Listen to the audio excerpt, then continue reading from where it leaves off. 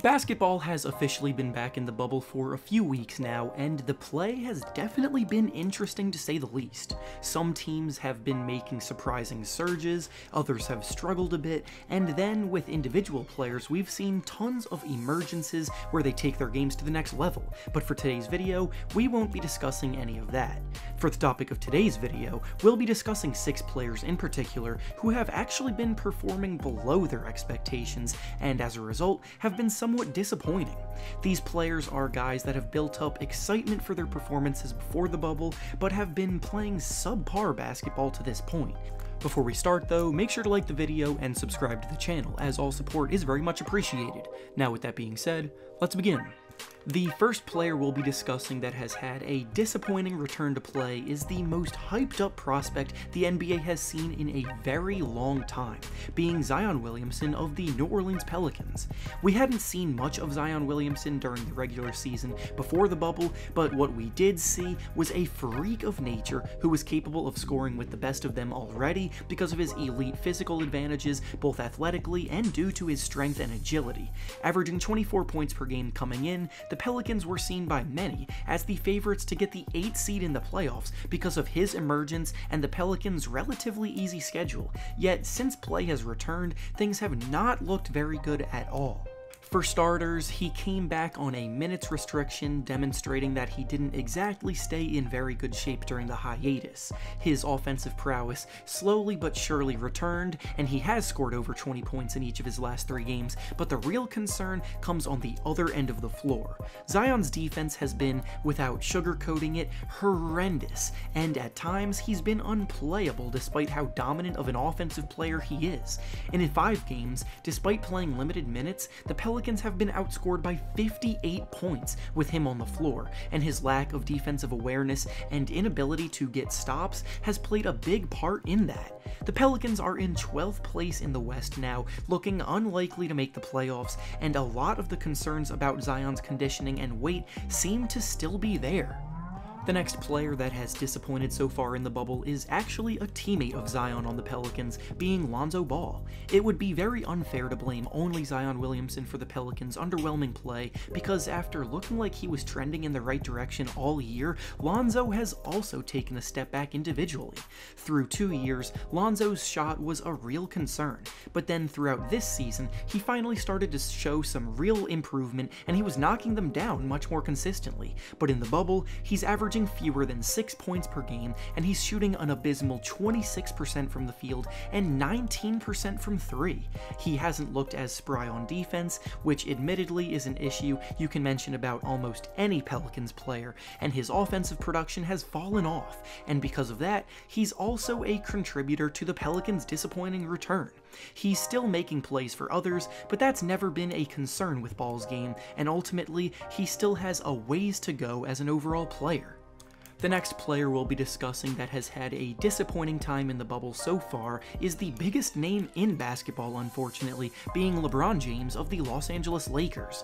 LeBron's been vocal about how weird it has felt playing in a stadium without fans, and he himself acknowledged that he really hasn't done that in a long time because of how long he's been in the spotlight.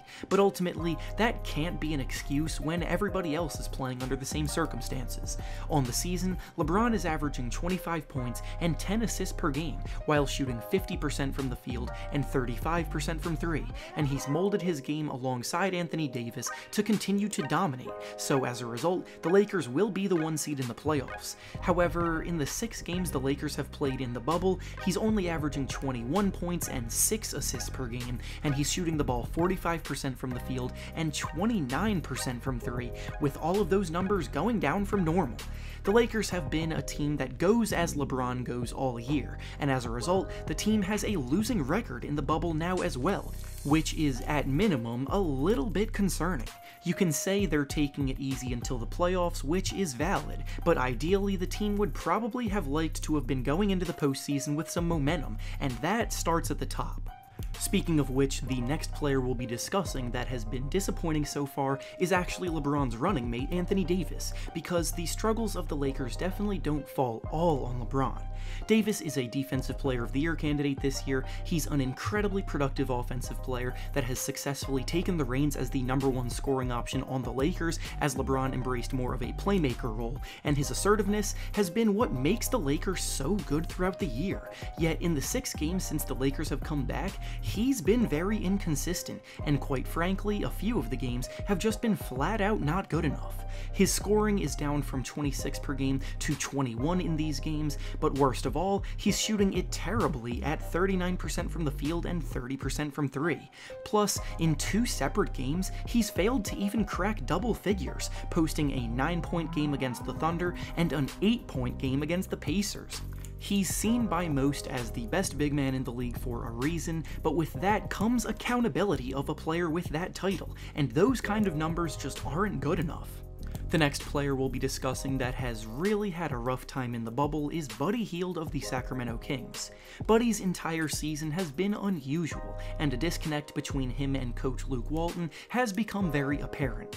Buddy has been a 21-point-per-game scorer last season and a full-time starter while shooting scorching hot percentages from deep, but this year he's found himself on the bench for over half the season. His role offensively has been minimized greatly, and his confidence just doesn't seem to be where it once was. In the bubble, he's shooting 36% from the field and 30% from 3, while scoring just 12 points per game off the bench, and the Kings have already been eliminated from playoff contention.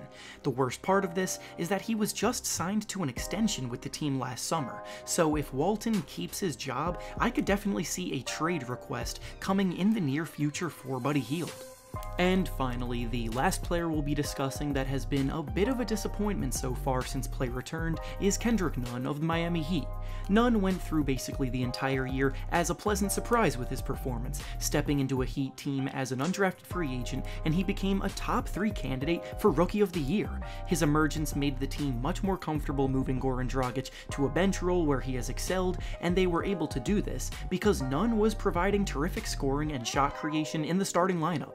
He's been averaging about 15 points per game on relatively good efficiency this season, while playing almost 30 minutes per game, but in the bubble, he just hasn't looked right and his production has suffered. He's only averaging 8 points while shooting a poor 32% from the field and 25% from 3 so far since play returned, and his minutes have dwindled as a result. With the playoffs right around the corner, the Heat will have to make a decision, because if the pressure proves to be too much for the rookie, his role will have to be minimized, and Goran Dragic may have to be moved back into the starting lineup. And with that being said, that's all I have for you today. Make sure to like the video, subscribe to the channel, and comment down below how you felt about these players and their play so far since play has returned. Thanks for watching, and I'll see you all next time.